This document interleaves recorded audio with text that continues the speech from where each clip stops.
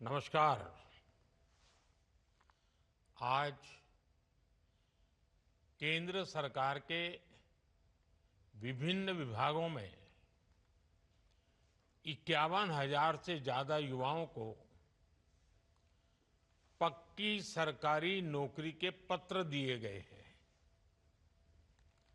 आज भारत सरकार के अलग अलग विभागों में आप युवाओं के नए दायित्वों की शुरुआत हुई है। आपका दायित्व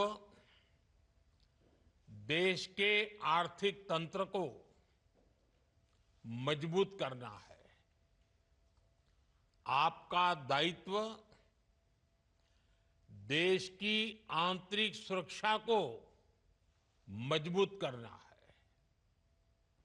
आपका दायित्व देश में आधुनिक इंफ्रास्ट्रक्चर के निर्माण का है। आपका दायित्व श्रमिकों के जीवन में मूलभूत बदलाव लाने का है। अपने कार्यों को आप जितनी ईमानदारी से पूरा करेंगे, उसका उतना ही सकारात्मक प्रभाव विकसित भारत की यात्रा में नजर आएगा। मुझे विश्वास है आप अपने दायित्वों को पूरी निष्ठा से निभाएंगे। साथियों, किसी भी राष्ट्र की प्रगति और उसकी सफलता की नींव उस राष्ट्र के युवा होते हैं। जब युवा राष्ट्र के निर्माण में भागीदार होते हैं तो राष्ट्र तेज विकास भी करता है और विश्व में अपनी पहचान भी बनाता है। भारत का युवा आज अपने परिश्रम और इनोवेशन से दुनिया को ये दिखा रहा है कि हम में कितना सामर्थ्य है। हमारी सरकार हर कदम पर ये सुनिश्चित कर रही है कि देश के युवाओं के लिए रोजगार, स्वरोजगार के अवसर बढ़ें। Skill India, startup India, digital India जैसे अनेक अभियान इस दिशा में युवाओं के लिए नए अवसर बना रहे हैं। इन अभियानों के माध्यम से हम भारत के युवाओं को अपनी प्रतिभा दिखाने के लिए खुला मंच दे रहे हैं।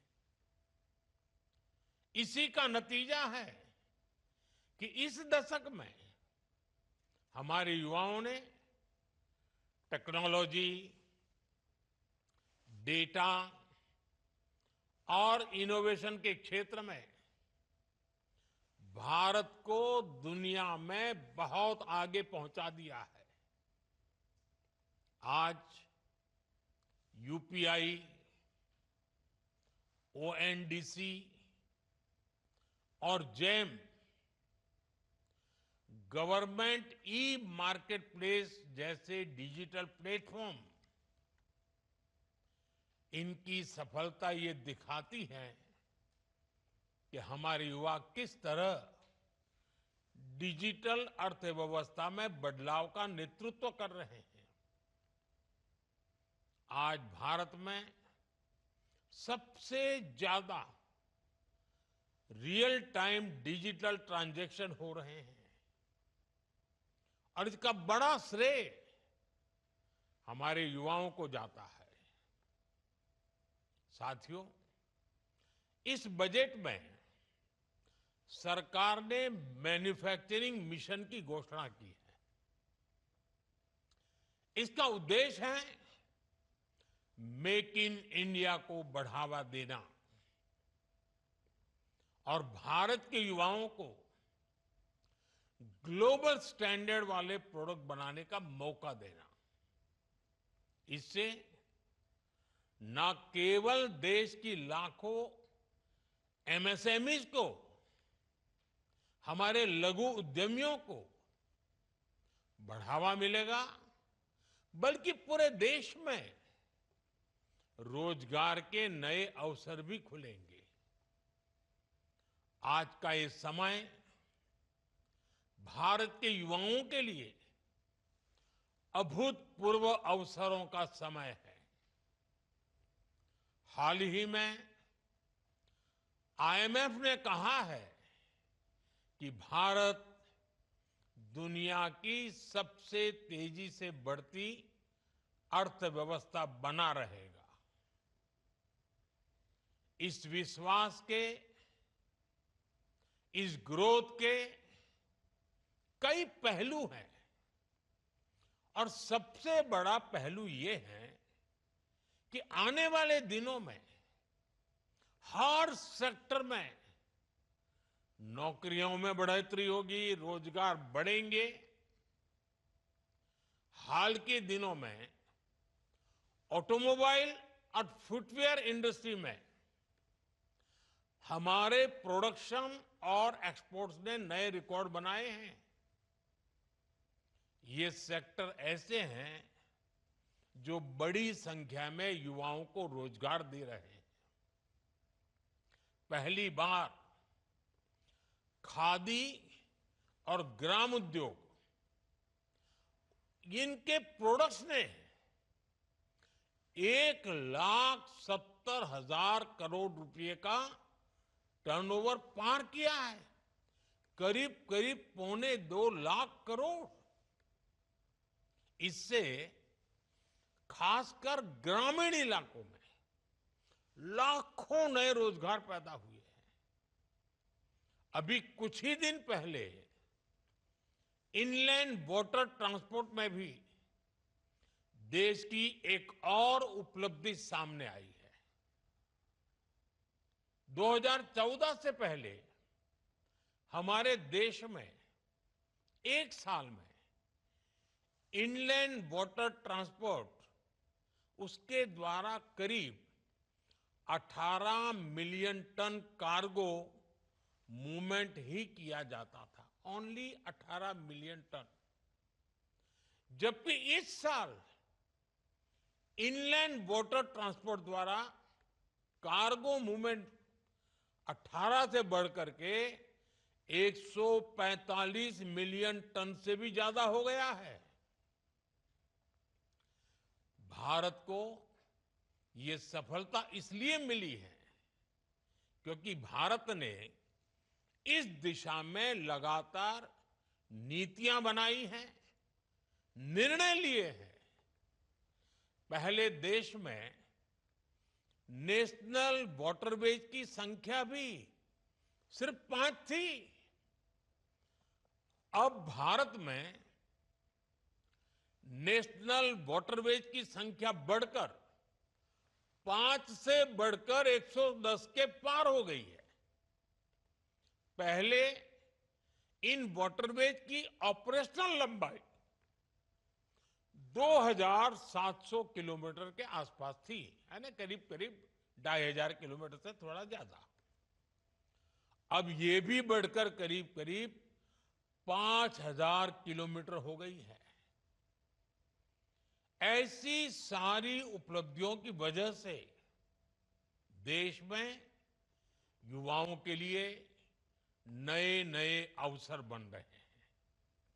साथियों, कुछ ही दिन बाद मुंबई में world audio visual and entertainment summit यानी वेव्स 2025 का आयोजन होने जा रहा है। इस आयोजन के केंद्र में भी देश के युवा है। देश के यंग क्रिएटर्स को पहली बार इसी तरह का मंच मिल रहा है। मीडिया, गेमिंग और एंटरटेनमेंट फील्ड के इनोवेटर्स के लिए ये प्रतिभा दिखाने का अभूतपूर्व अवसर है। ये एक ऐसा प्लेटफॉर्म होगा जहां एंटरटेनमेंट से जुड़े स्टार्टअप्स को इन्वेस्टर्स और इंडस्ट्री लीडर से जुड़ने का मौका मिलेगा। ये दुनिया के सामने अपने आइडियाज को शोकेस करने का सबसे बड़ा मंच होगा। युवाओं को एआई, एक्सआर और इमर्सिव मीडिया को जानने समझने का मौका मिलेगा। इसके लिए कई तरह की वर्कशॉप आयोजित किए जाएंगे। वेव से भारत के डिजिटल कंटेंट फ्यूचर को नई ऊर्जा मिलने जा रही है। साथियों, आज भारत के युवाओं की सफलता में सबसे सराहनीय बात है उसकी इंक्लूसिविटी, सर्वसमावेशी भाव। भारत आज जो कीर्तिमान गढ़ रहा है उसमें हर वर्ग की भागीदारी बढ़ रही है। और हमारी बेटियां अब 2 कदम आगे ही चल रही है। अभी कुछ ही दिन पहले यूपीएससी का रिजल्ट आया है। उसमें भी टॉप 2 पोजीशन बेटियों ने हासिल की है। टॉप 5 में 3 टॉपर बेटियां हैं। हमारी नारी शक्ति ब्यूरोक्रेसी से लेकर स्पेस और साइंस के क्षेत्र में नई बुलंदियों को छू रही है। सरकार का विशेष ध्यान ग्रामीण महिलाओं के सशक्तिकरण पर भी है। सेल्फ हेल्प ग्रुप, बीमा सखी, बैंक सखी और कृषि सखी जैसी पहल ने ग्रामीण महिलाओं के लिए नए अवसर तैयार किए हैं। आज देश में हजारों महिलाएं ड्रोन दीदी बनकर अपने परिवार और गांव की समृद्धि सुनिश्चित कर रही हैं। आज देश में 90 लाख से ज्यादा सेल्फ हेल्प ग्रुप बने हैं और 10 करोड़ से ज्यादा महिलाएं उनके साथ जुड़कर काम कर रही है। इन सेल्फ हेल्प ग्रुप्स का सामर्थ्य बढ़ाने के लिए हमारी सरकार ने इनके बजट में 5 गुना बढ़ोतरी की है। इन समूहों को बिना गारंटी 20 लाख रुपए तक का लोन देने की व्यवस्था बनाई गई है। मुद्रा योजना में भी सबसे ज्यादा लाभार्थी महिलाएं ही है। आज देश में 50,000 से ज्यादा स्टार्टअप्स में महिलाएं निदेशक के रूप में काम कर रही है। हर सेक्टर में ऐसा बदलाव विकसित भारत के संकल्प को मजबूती दे रहा है, रोजगार और स्वरोजगार के मौके बढ़ा रहा है। साथियों, आप सभी ने यह पद अपनी मेहनत और लगन से प्राप्त किया है। अब समय है कि आप अपने जीवन के अगले पड़ावों को न केवल अपने लिए बल्कि देश के लिए भी समर्पित करें। जन सेवा की भावना सर्वोपरि होनी चाहिए। जब आप अपनी सेवा को सर्वोच्च मानकर काम करेंगे तो आपके कार्यों में वो ताकत होगी जो देश को नई दिशा देगी। आपके कर्तव्य पालन, आपके इनोवेशन और आपकी निष्ठा से ही भारत के हर नागरिक का जीवन बेहतर बनेगा। साथियों, आप जब किसी जिम्मेदार पद पर पहुंचते हैं तो एक नागरिक के रूप में भी आपके कर्तव्य, आपका रोल और अहम हो जाता है। आप सभी को इस दिशा में भी जागरूक रहना चाहिए और हमें भी एक नागरिक के नाते योगदान देने में पीछे नहीं रहना चाहिए। अब जैसे मैं उदाहरण बताता हूं, इस समय देश में एक पेड़ मां के नाम, इसका इतना बड़ा अभियान चल रहा है। आप जहां पहुंचे हैं, आप जीवन की जो नई शुरुआत कर रहे हैं, इसमें आपकी मां की सबसे बड़ी भूमिका होगी। आप भी अपनी मां के नाम पेड़ लगाएं, प्रकृति की सेवा करके अपनी कृतज्ञता व्यक्त करें। आप जिस ऑफिस में काम करेंगे, वहां ज्यादा से ज्यादा लोगों को इस अभियान से जोड़ें। आपके सेवा काल की शुरुआत में ही जून के महीने में अंतर्राष्ट्रीय योग दिवस भी आ रहा है। ये एक बहुत बड़ा अवसर है। इतने बड़े अवसर पर आप सफल जीवन की शुरुआत के साथ ही योग के माध्यम से स्वस्थ जीवन की भी शुरुआत करिए। आपका स्वास्थ्य आपके लिए तो जरूरी है ही, ये आपकी वर्क एफिशिएंसी और देश की प्रोडक्टिविटी के लिए भी उतना ही अहम है। आप अपने सामर्थ्य को बढ़ाने के लिए मिशन कर्मयोगी की उसकी भी भरपूर मदद लेते रहिएगा। आपके कार्य का मकसद केवल पद प्राप्त करना नहीं है। आपका पद भारत के हर नागरिक की सेवा करने और देश की प्रगति में अपना योगदान देने के लिए है। अभी कुछ दिन पहले सिविल सर्विसेज डे पर मैंने एक मंत्र दिया था और मैंने कहा था कि हम सरकार में जितने भी लोग हैं, हमारे लिए तो एक ही मंत्र सर्वोपरि होना चाहिए और वो मंत्र है नागरिक देवो भव।